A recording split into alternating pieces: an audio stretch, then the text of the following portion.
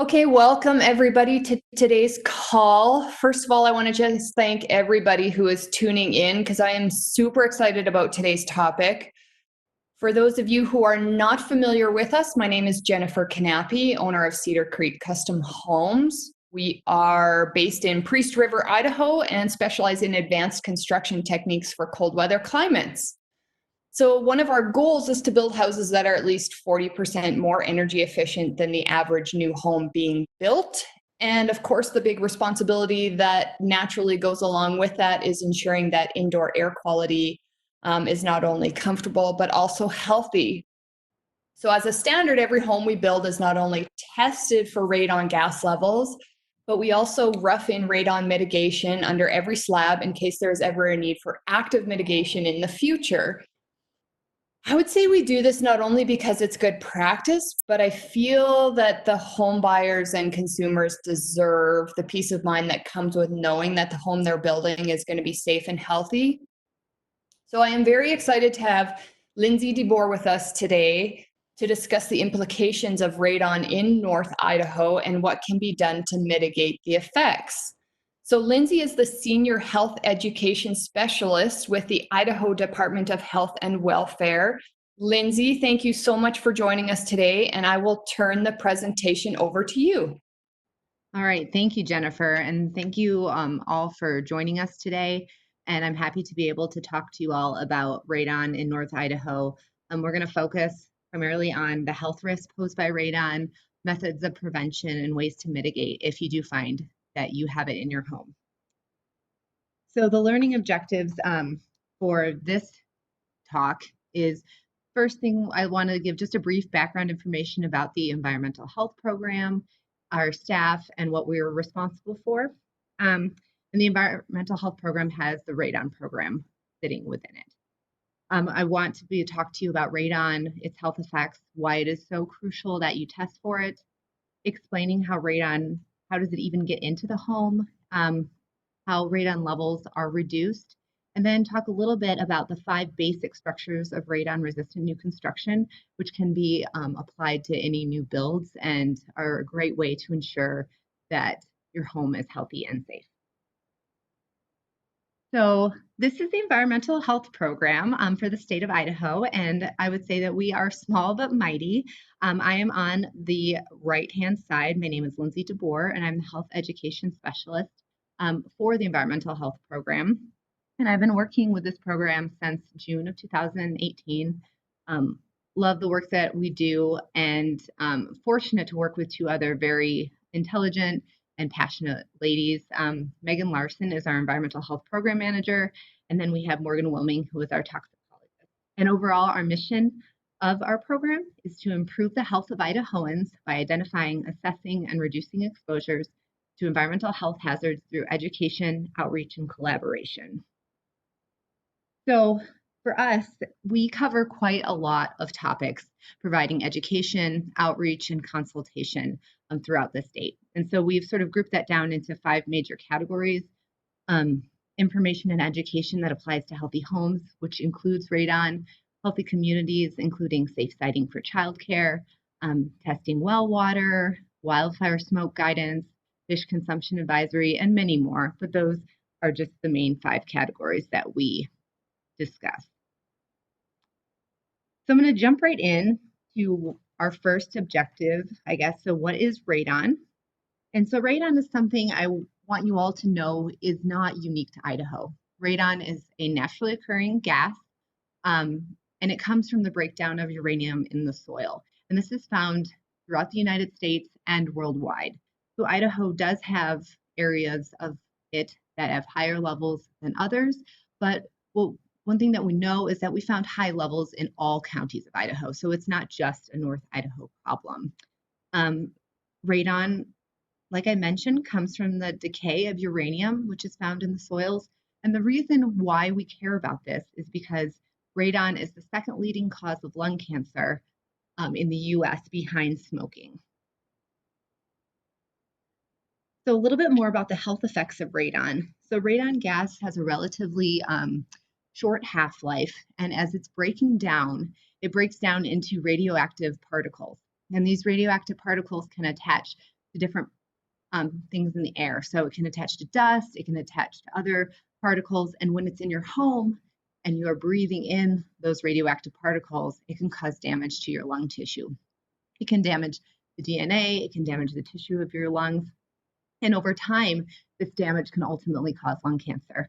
And so we know that this is the leading cause of lung cancer among non-smokers. But if you are a smoker and you also are exposed to high levels of radon, that dramatically increases your chances of getting lung cancer. So specific to Idaho, we in our program collect data from state or from national radon labs. So when people test their homes and they send off their test kits, we receive the data based on zip code. And so we're able to collect this data and over many years have calculated about how many homes in Idaho have high levels of radon. So throughout Idaho, 2 out of every 5 homes that have been tested have high levels of radon. And radon is measured in a unit called picocuries per liter of air, and that's just a measurement of radioactivity. So if you were to do a radon test and it would come back with a number, and the unit would be picocuries per liter. And so we know that we have found higher than recommended radon levels in every Idaho county. So it's not just one county that needs to be concerned, it's the entire state of Idaho. And sort of the action level, or where we recommend that people start taking action and fix their homes, is if their homes are at 4 picocuries per liter or higher. So that's the recommended action level by the Environmental Protection Agency, as well as the Surgeon General. And here is a tool that I think is pretty neat, and you can share with your clients. You can go online to our Idaho Radon webpage, which is radonidaho.org, and you're able to look at our updated zip code map. So we have recently updated this map, and it sort of shows you the percentage of Idaho homes with radon samples that are higher than 4 picocuries per liter. And you are able to zoom in by zip code. So if you're interested in your own zip code of the homes that have been tested, you'll be able to see a percentage of those that have higher than recommended levels. So I'm going to zoom in a little bit here. On the right, we have zoomed in onto Priest River, and that's zip code 83856. And so the number of tests that we've received have been 54 at this point, and the number of tests over 3.9 picocuries per liter have been 43%. So 43% of the people that have tested in Priest River have had higher than recommended radon levels. So maybe your next question is, how does radon get into my house in the first place? And so radon, we know, is a gas, and it's coming from the soil. That's where the major risk is. And the reason that it's a problem is because it's allowed to condense in your home. And so as homes are built, sometimes there's cracks and gaps in the foundation. Even older homes, as they're starting to settle, different cracks can appear. And this is a perfect opportunity for radon to enter the home in those gaps. And radon levels, and I'll talk about this in the next slide, but they can definitely change over time. And so just because your home is okay 1 year doesn't mean 5 years down the road the levels will still be the same. So that's why it's really important to test, because as homes shift and change, or if anyone does any remodeling, that can allow opportunity for more radon to enter. Radon is found in all types of homes. Even new homes have high levels of radon. So just because your home is new doesn't mean that you can assume that you're safe. It is just very crucial to test your home to really know your level of risk. So why do radon levels change? So we already mentioned how homes can settle. Remodeling can change the interaction between the home and the ground. But really, because radon is a gas, a lot of the huge factor that allows it to enter the home depends on the pressure differential between the inside of the home and the soil gas. And so there's something known as the stack effect. And that's what this picture is trying to illustrate here, is that your home sometimes acts as a vacuum depending on certain conditions. And so one of the examples I'm going to provide here is during the winter. We know that radon levels are highest during the colder months. And that's when we see really the stack effect in work at its fullest effect. So in winter, we know that it's cold. we know that most people have their heaters on, and their windows and doors are shut. And what happens when you heat the air? Well, the hot air rises. And so as the hot air rises, cold air and radon gas are drawn from the soil and pulled into the home. And so that's why when we are testing homes, we recommend that people test during the winter so they can see their highest potential levels of exposure. And so in addition to season, we know that radon levels fluctuate by weather, barometric pressure, wind can cause different fluctuations. Some people actually do have continuous radon monitors. They have different devices that can be hooked up to a Bluetooth app on your phone. And so if somebody has one of these monitors in their home, they're definitely going to notice a variation day to day and even different times of day. So that's something that's totally normal. But we do want to recommend that when people test, they do test during the winter just because of the stack effect. And that's when the levels of exposure are the highest. So we really recommend here in the Idaho Radon program that people test for radon and that it become part of the normal inspection process of a home if it's an existing house. And the reason why that's so important is because buyers can then make a decision about, okay, what is my health risk due to radon? And then if there does need to be a radon mitigation system put in that allows them to include that as part of the negotiation process. So one thing I want to emphasize is that it should not slow down the transaction process. Radon can be tested for within 24 to 48 hours with a continuous radon monitor. And then that can be part of the negotiation process. The cost of testing will vary. It depends on where the home is located, the region that you're testing in. And so it's important to maybe talk to a contractor and get several estimates before choosing one. We recommend that during a real estate transaction that people choose contractors certified. In Idaho, we do not certify radon professionals ourselves, but we do recommend those who are certified nationally. So nationally, it's a voluntary certification here in Idaho, but that just means that the professional has gone through the course, has proved proficiency, and that they maintain certification with national programs. And so two that we link to on our website are the National Radon Proficiency Program, or the NRPP, and we also link to the National Radon Safety Board, the NRSB. And so on radonidaho.org, you're able to access these professionals. We recommend getting a few quotes from them just to, price compare, but at least that way that they've gone through the certification process. Because certification is voluntary in the state of Idaho, a home inspector near you may also be very qualified, have done radon testing for years and have all the experience, but may just have chosen not to conduct or go through the national certification process. So it's just important to do your research when choosing a radon measurement professional for a real estate transaction. I do want to highlight this just for those of you who are interested in testing your home. Right now you're in it. Maybe you're not a part of a real estate transaction, but you're still wanting to know more about radon levels in your home. There are short-term test kits that are available. You can find them in hardware stores.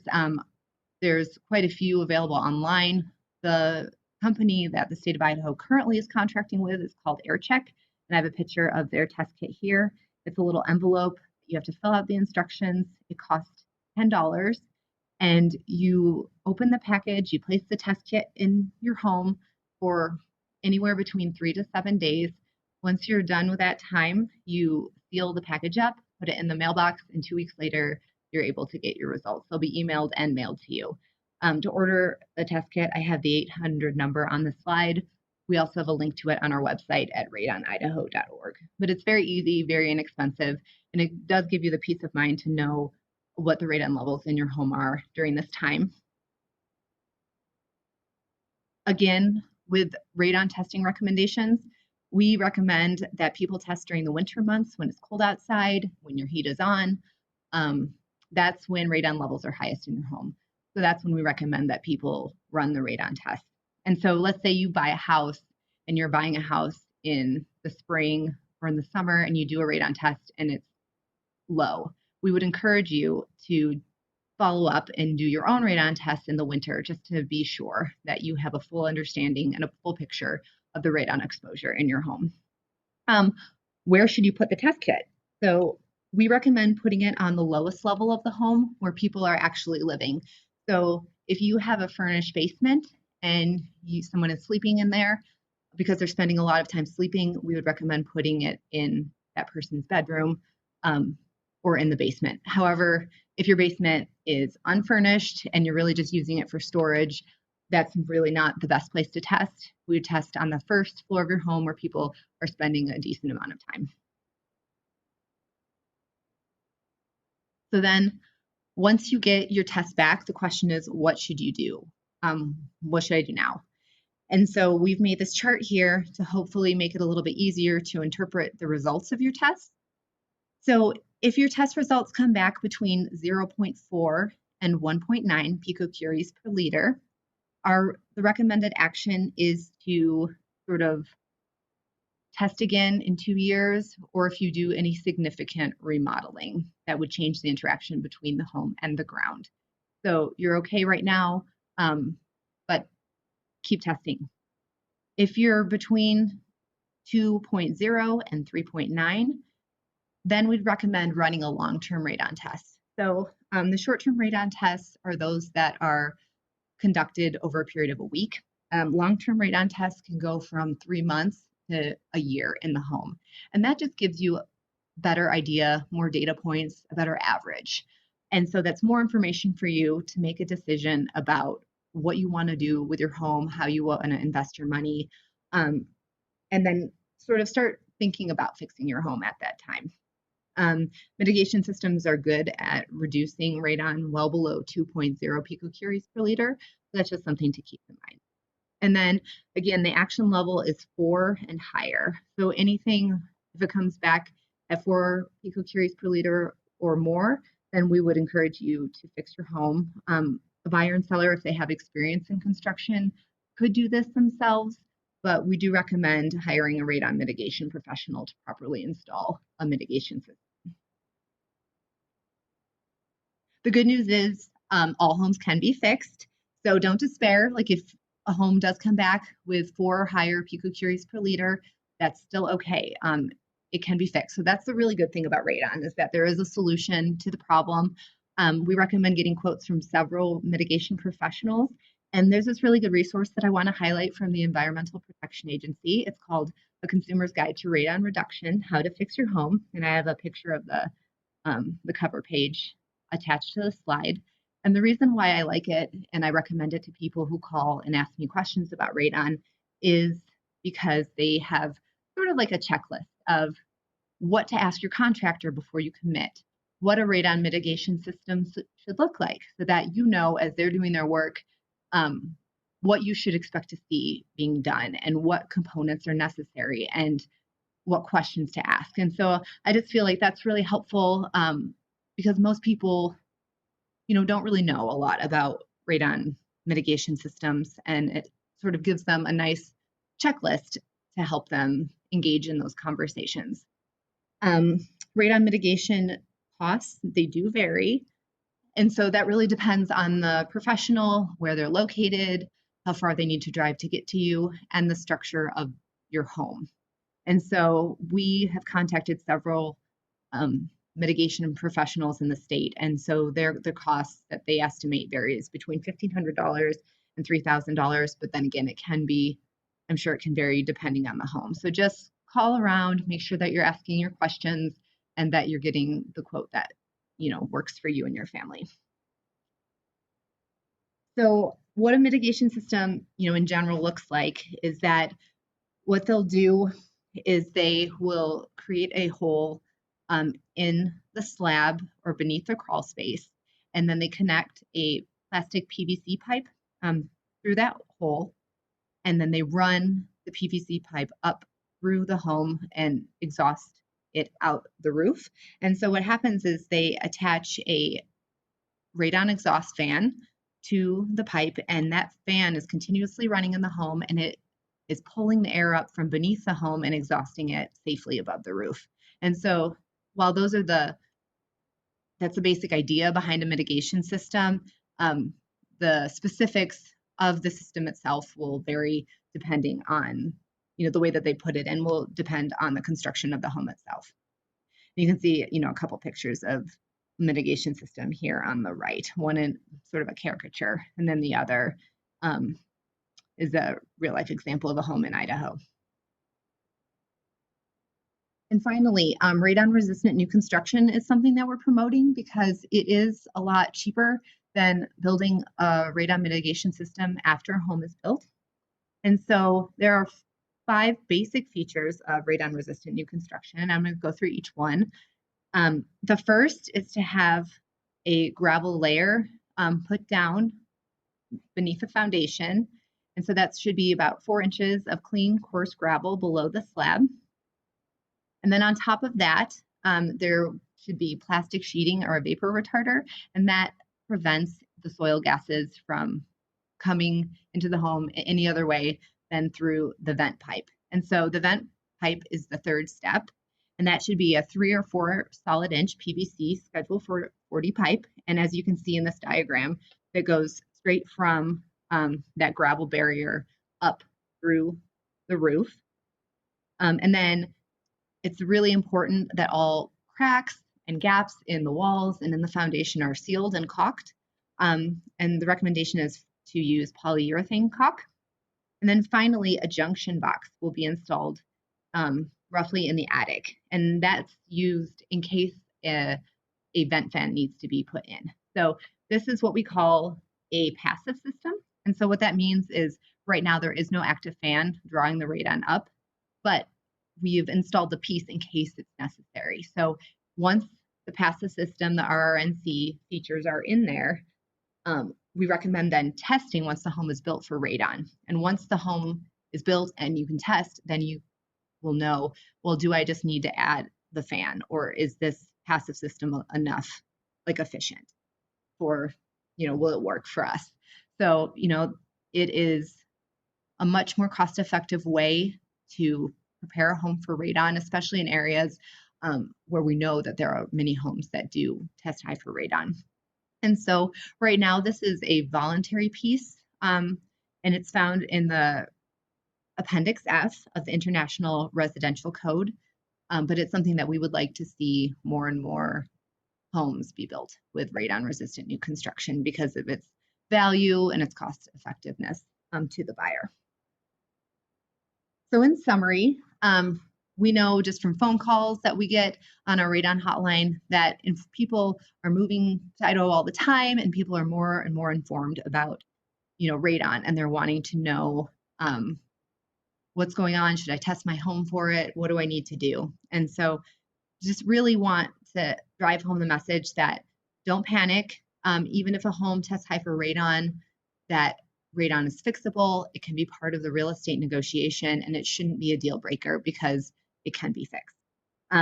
Testing for radon is easy, and mitigating it, is doable. And so the cost of mitigation is lower than many other home repairs that can be needed, and that all homes can be fixed. So that sort of sums up my main points here, and I hope that this was helpful information for you all, and I'm happy to answer any questions that you may have. Thank you very much for having me. You talked a little bit about the passive radon system, and I'm curious how effective it is. Like, let's say, for example, the house is testing at 3.5 picocuries per liter. So if the person implements a passive system, is there any documentation or studies showing how much a passive system should reduce? You know what? That is a really good question. And I am sure that varies based on the home itself, but I'm happy to look that up and get back to you and see if there's any studies that quantify that. I know that sometimes it works, and I want to say that it varies more by, the home and the design of the home itself, and how it's installed. But I will definitely look that up and send that information over to you. Another question that has come up is like we hear a lot about the symptoms of radon, or I suppose the result is possibly lung cancer. But are there any other connections or other symptoms to high radon in the house? So, no, as a quick answer to your question. So, radon, because it is invisible, you can't smell it, you can't see it. And so, for a lot of people, that sort of becomes a back burner issue. You don't really think about that a lot because it's not like carbon monoxide where you can smell it and you know that there's an issue. Um, so, radon gas, because it is associated with lung cancer over a longer period of time. So it's kind of a good and a bad thing because that means if you test for radon and you have time to mitigate, you don't have to evacuate your home. You're able to take the steps necessary to protect yourself. But also because of that, because it's associated with more of a long-term health effect, some people find that then it becomes sort of a back burner issue for them. So it is important, especially if you plan on living in a home, for many years, that it's definitely something worthwhile to test because that really is the only way that you'll know if you're being exposed because you won't feel any headaches, you aren't going to feel any symptoms or anything like that. It's only known health effect is lung cancer. So speaking of testing, I like the slide that you showed how many test results have been registered in the Priest River zip code. I was shocked to see there was only 54, I believe. Why do you think that number is so low? So we only receive the test results from if people do the do-it-yourself test kits. So we have partnerships with those laboratories and they send us monthly their results by zip code. So that's the information that we get. So even though I'm recommending you to do a continuous radon monitor during a real estate transaction, there's no way for us at this point to receive those results. So if somebody is doing those, having the professional come in and test it, they'll put it in for 24 hours.